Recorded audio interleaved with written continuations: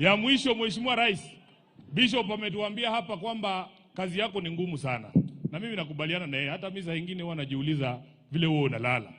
Lakini kuna zingine, Mheshimiwa Rais, wanasema Waswahili, mwiba wa kujidunga hauambiwi. Wakati unaongea mambo yangu Sifuna, ujue mimi ndio mwanzilishi wa ODM. So naenda polepole kidogo. Yes. Sisi ndio tulianza hii kitu. Ama namna gani? Na unajua. So picture this, a funeral service at Ramba High School in Siaya County, opposition territory. The deceased, George Oduor, the longtime bodyguard of none other than Raila Odinga. And guess who shows up? President William Ruto himself. Talk about walking into the lion's den. What happened next was pure Kenyan political theater that you just can't make up. Grab your popcorn, folks. This gets interesting. Before we dive into the drama, let's set the scene. Funerals in Kenya aren't just about mourning, they're prime political stages where the country's most powerful figures flex their muscles and throw shade. Asanteni sana. Na leo wakati kana sikida. Enda kachini sasa. Enda kachini please. Please time. Enda kachini. Enda kachini.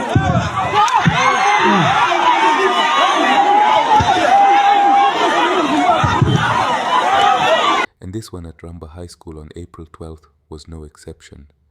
This wasn't just any funeral. George Oduor had protected Raila for years, making him a respected figure in ODM circles. What's fascinating is that President Ruto actually revealed he'd also benefited from Oduor's protection back when he was in ODM. Talk about 6 degrees of separation in Kenyan politics.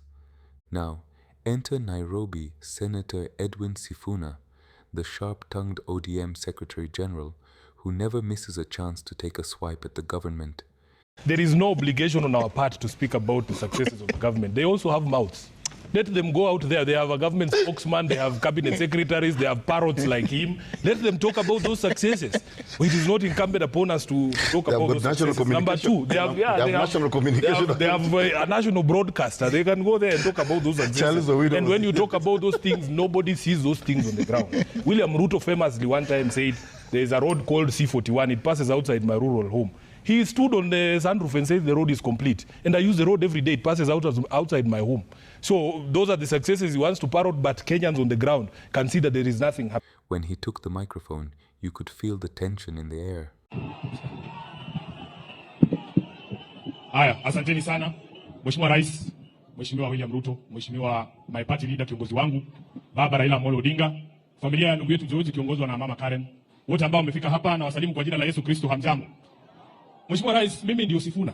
Ukiangalia ngoja kwanza. Ukiangalia hapa mbele huyu muungwana amelala, amefunikwa na bendera ya chama cha ODM. Nataka nikwambie Mheshimiwa Junet, mimi ni mtu mdogo, lakini kiti ambacho nimekalia ni kikubwa sana. Kiti cha katibu mkuu wa chama lazima kiheshimiwe. Na ndio kwa maana tumechukua hiyo bendera tumefunika huyo mwanachama. Sio kila mtu wa ODM akifariki watu tunafunika hiyo bendera. Ni heshima kubwa ambayo tunamtunuku ndugu yetu George. Mheshimiwa Baba, jinsi ambavyo nilizungumza tukiwa kule Nairobi.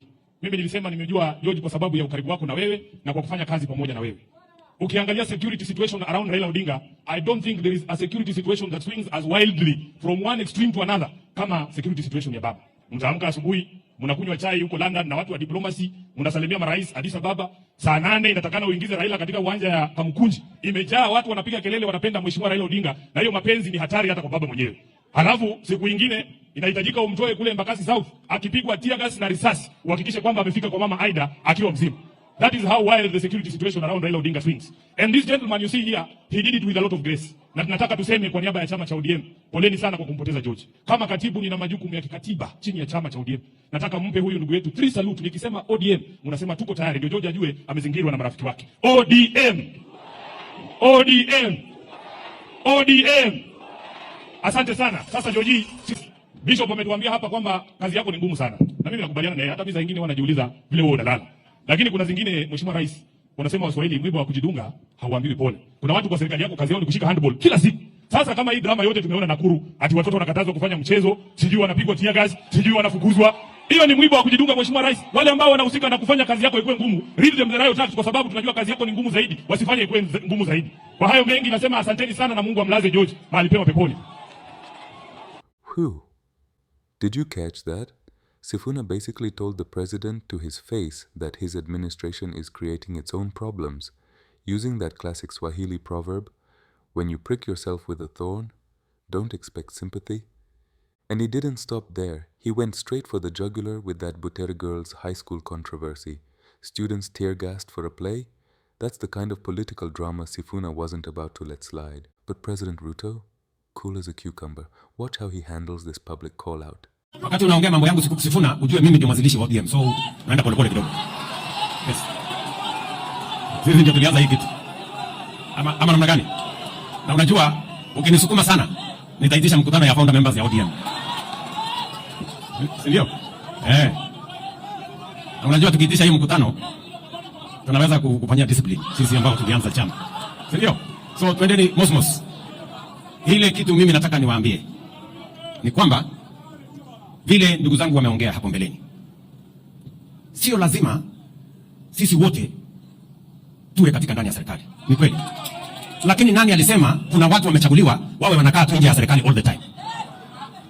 Kuna mtu alisema kuna watu wamepangiwa kukaa nje ya serikali miaka yote? Hapana. And that is why, tuambiane ukweli, that is why baba na mimi tuliketi chini tukasema it is time for us to work on a formula that brings inclusivity. Did he just? Yes, he did. Ruto essentially pulled the I was in ODM before it was cool card, reminding Sifuna that he was a founder member of ODM and could call a meeting to discipline him. That's Power Play 101, folks. But wait, there's more. This political soap opera had other key players too. James Orengo, the veteran politician and Siaya governor, also had some choice words at the funeral. They now called Jaramogi to make the statement. And it was not an easy time at that time. So what I'm trying to say, let us build a society which is based on the Constitution and the rule of law. We can say many things. And me, I cannot be praised singing. Because we fought for a democratic constitution where people should talk. Where people should talk. Where people should talk. I was in parliament when people used to tell Moi that Moi hakuna mahali utaenda. You will be in power until the day you want to go.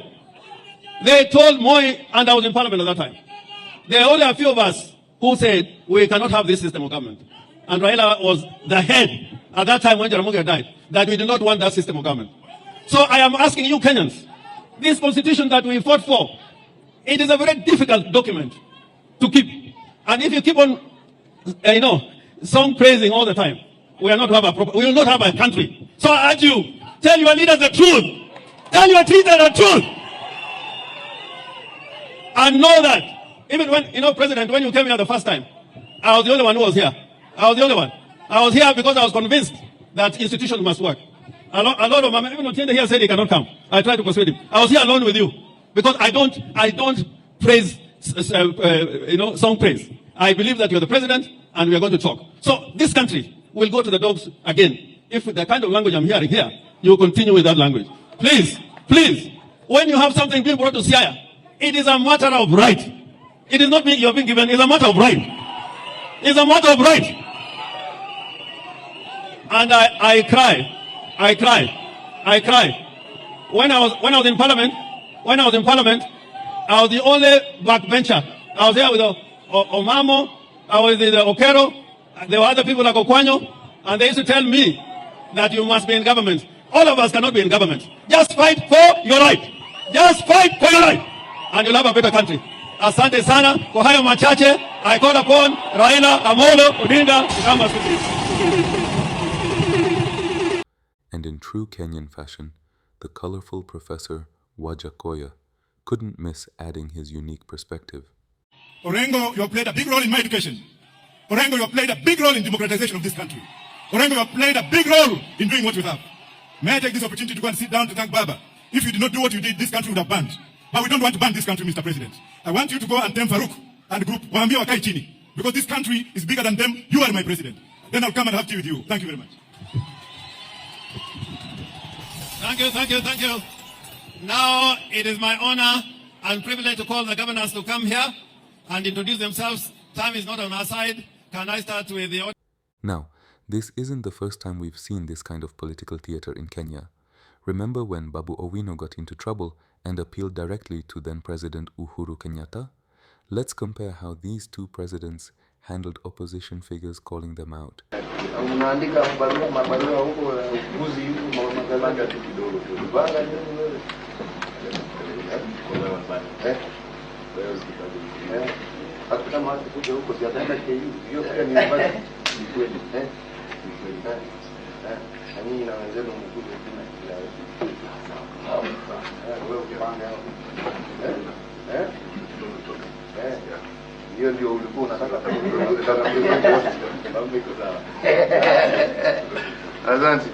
So what does all this drama tell us about Kenyan politics?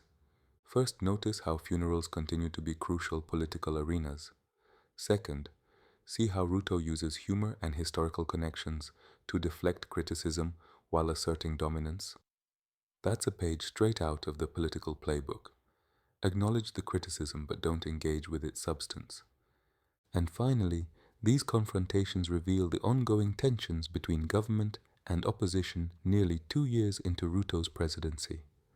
The Ruto must go chants that the president himself referenced show that the political temperature remains high.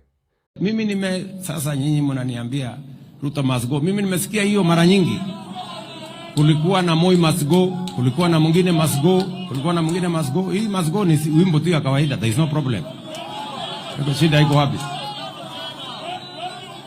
So there is no problem. Mara wananiita sijui nini Zakayo, mara Kasongo, mara nini. I am not bothered. Hii ni majina tu ya kawaida, lakini I am focused.